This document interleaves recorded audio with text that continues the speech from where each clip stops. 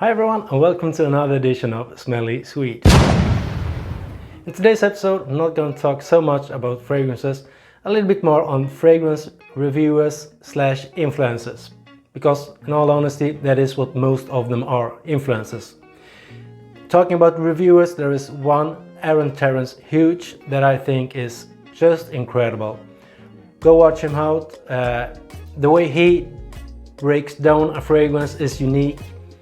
He sprays it on skin or on paper and he's able to tell you which kind of, not just if it's lavender in a fragrance, but which kind of lavender it is. If it is French or Spanish lavender or if it is a chemical produced lavender note.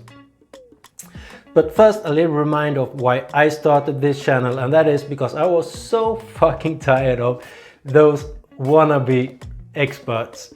I mean, spraying it in the air, do a whiff and tell you every single note in the note breakdown, or even of a strip. At the same time you can see them reading it off a note or a screen right next to the camera.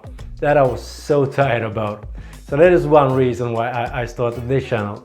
Another reason is I was so fed up with those that was so obviously paid by companies to speak about their products.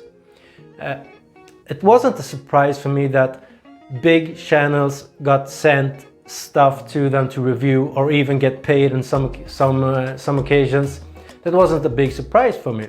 A big surprise for me was how small channel it required to start demanding payment.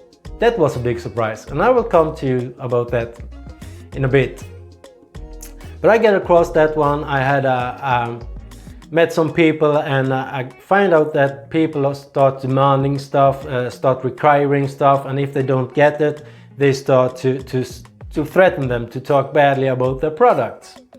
So I started to do some research of my own, and I approached some different YouTube channels, all about between 500 to 5,000 subscribers, to see what kind of reaction I got.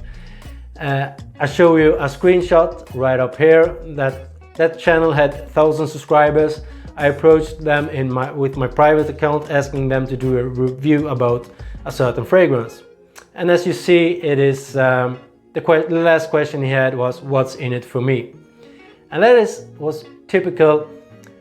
Not everybody just asked what's in it for me. They said, "Yes, sure, send me free bottles and I will fit it in." Some people obviously required payment, and some even said, "Look, I don't have time, so sadly I have to say no to you, but if you send me some free bottles, I will see if I later on can try and fit it in." So not all are bad. Definitely, I would say majority of the influencers reviewers are good, honest people, but there are some, and that is. Can take for one example a big channel that always spoke very well about one certain brand. That brand was always included in their top lists, in the summer rotation, in the fall rotation, everywhere. Every single video contained a fragrance from that house, except if it was a review about another fragrance house, a specific fragrance house. But even at some occasions they sneaked in that brand in that video by comparing it, or by, as you see, as I have done here.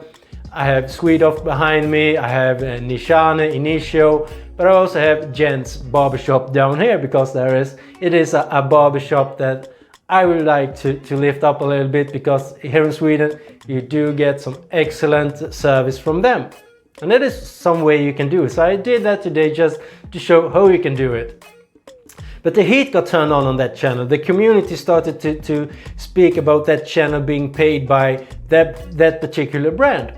And in one episode, that channel talked about a specific fragrance from that brand, saying it was a great summer fragrance. It was excellent to wear at the gym.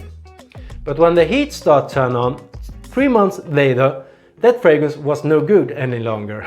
And that was just a way of trying to take the heat off. Too obvious for me. But I did the research. I also approached a couple of brands, asking them how common is it that that reviewers reach out to you asking for products, and that was very common. Out of 4 brands, one pretty big brand, design brand, one pretty well-known niche brand, and 2 small companies just started, just 1 to 2 years old brands. And so that was very common, but the 2 smaller brands even said, well, it's not just that they ask for free products. Some of them ask payment, and if we don't pay them, they threaten us to say that if you don't pay, I will talk badly about your brand. So I have asked proof of that, but I haven't got it yet. They say that they later on will send me the proof, but at this point they don't want to attack anybody because it can backfire. So I will be waiting for that proof from those 2 brands. I think that is pretty runaway, and even there was even one name mentioned that doesn't have a YouTube channel, just has an Instagram account and a blog about fragrances. So I think it's pretty common, and for me that is it's not fair to the viewers, it's not fair to the people they are trying to reach out to. They do it for a self-interest. So that is 2 things that I value very high, both in my own channel and also of those channels that I subscribe to and that I watch. That is honesty and credibility. I'm fine with people getting paid for the work and effort they put in on this YouTube fragrance world. If you're open about it, if you say, well, look, this is a paid collaboration, or this fragrance has been gifted to me, so then I'm totally fine with it. But demanding stuff just doesn't sit well with me, at least. Some other things that I picked up on that I got from those companies that I approached is pretty much, well, you can always summary this with, it is, if you scratch my back, I scratch your back. That is, and if you look at this Instagram world, it's pretty much that, well, I follow you if you follow me back. I subscribe to your channel if you subscribe to mine. I've done that on Instagram. I've followed people to get a follow back, and the other way around. And that it is a way to reach out to more people. I haven't done that on YouTube. I haven't subscribed on a channel in hope to get a subscription back. That is, I want people that are genuinely interested in my thoughts about fragrances, and I hope I achieved that. So if you like the content, please subscribe to this channel and leave a thumbs up if you appreciate it. I appreciate it very, very much. It means a very lot to me. Getting a thumbs up, it encouraged me to keep on put the effort and work down that it requires. And comment down below. No, I haven't mentioned any names whatsoever. I haven't given anything away, but comment down below which fragrance channels do you think get paid for doing what they do? And which fragrance houses do you believe pay people to do reviews about them? Let's start a discussion about that. That would be very interesting to follow and watch and to talk about.